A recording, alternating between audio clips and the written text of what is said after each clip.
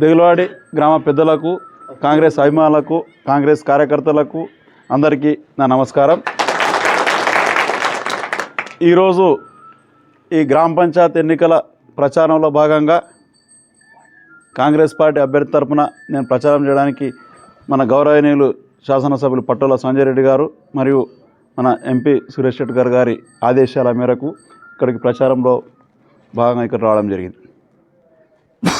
గత శాసనసభ ఎన్నికల్లో ఇదే దెగులవాడి గ్రామం నుంచి అఖండమైన మెజార్టీ ఇచ్చారు. కనీసం 400 మిలియన్లు వేస్తారు. దానికి మేము ఎల్లప్పుడూ ఈ గ్రామానికి మేము రుణపడి ఉంటామని చెప్పేసి.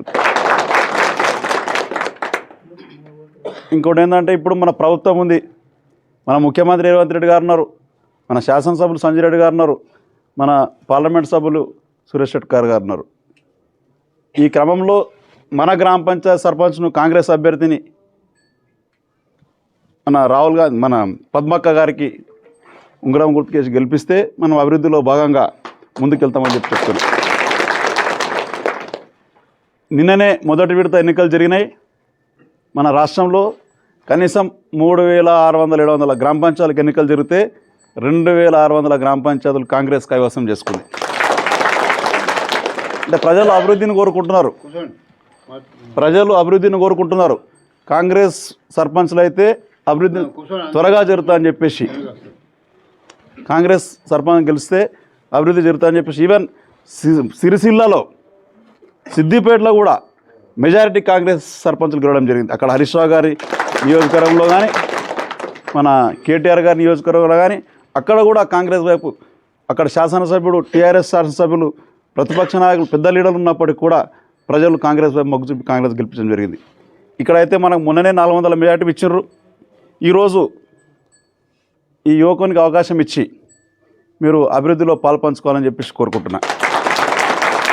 గత 10 సంవత్సరాల కాలంలో టీఆర్ఎస్ ప్రభుత్వంలో చెప్పుడు మాటలే, చెప్పనికే డబుల్ బెడ్రూమ్లు అని పాడిందే పాట.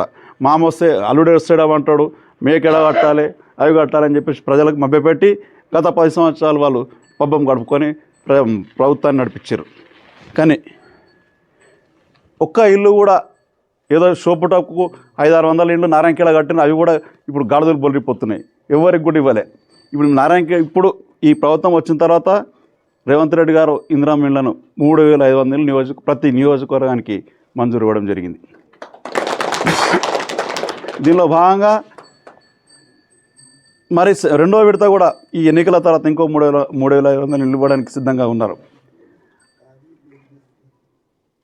వారు ఇందిరమ్మ ఇళ్లలో భాగంగా బేస్మెంట్ కట్టంగానే బిల్లులు కూడా పడుతున్నాయి. మీరు ఎంతమంది అర్హులు ఉన్నా, ఇప్పుడు రాకపోయినా సరే ఇంకెంతమంది అర్హులు ఉన్నా ఎమ్మెల్యే గారు చెప్పడం జరిగింది. ఇంకా ఎన్ని ఇళ్ళు అయినా సరే ఈ దెగులవాడి గ్రామానికి ఇచ్చి నిరుపేదలకు గృహ సౌకర్యం కల్పించాలని చెప్పేసి మన ఉద్దేశించున్నాం. ఎందుకంటే ఆయనకు చాలా అభిమానం ఉంది, చాలా పెద్ద మెజారిటీ ఇచ్చారు ఈ గ్రామం అని చెప్పేసి, ఈ గ్రామం మీద ప్రత్యేక అభిమానం ఉంది. అసలు నీళ్ళ గురించి చెప్పినారు.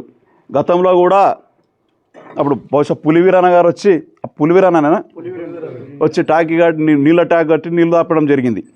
సరే, ఇప్పుడు కొన్ని కారణాల వల్ల మిషన్ భగీరథ వచ్చిన తర్వాత ఈ అప్పటి లోకల్ సోర్సెస్ అనేది నిర్వీర్యం చేసిరు వాళ్ళు, గత ప్రభుత్వం వాళ్ళు. మళ్ళీ ఇప్పుడు కొత్తగా సోర్సెస్ చేసి కొత్త ట్యాంకులు నిర్మాణించి ఏది అవసరం ఉన్నా మొట్టమొదటి ప్రియారిటీ తీసుకొని ఈ దెగులవాడికి తాగునీటి వసతి కల్పిస్తామని చెప్పేసి.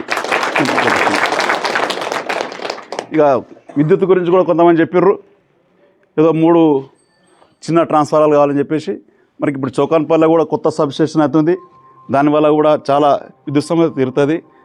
3 ట్రాన్స్ఫారాలు అడిగిర్రు, అవి కూడా త్వరలోనే ఎమ్మెల్యే గారికి చెప్పి నేను విద్యుత్ ఆఫీసర్లతో చర్చించమని చెప్పి ఆ 3 చిన్న ట్రాన్స్ఫారాలు కూడా తెప్పించడానికి ప్రయత్నం చేస్తాం. మీరు గత శాసనసభ ఎన్నికల్లో ఎట్లయితే మా ఎమ్మెల్యే గారికి, మా అన్నకు ఎంత మెజార్టీ ఇచ్చారో అంతకంటే ఎక్కువ మెజార్టీ ఇచ్చి ఈరోజు రాహుల్ రెడ్డిని గెలిపించి మన శాసనసభ్యుని హస్తాన్ని, సురేష్ శెట్కర్ గారి హస్తాన్ని, రేవంత్ రెడ్డి గారి హస్తాన్ని బలోపేతం చేసి కాంగ్రెస్ అభివృద్ధికి, ఈ గ్రామ అభివృద్ధికి పాల్పంచుకోవాలని కోరుకుంటూ ముగిస్తున్నా. జై హింద్, జై కాంగ్రెస్.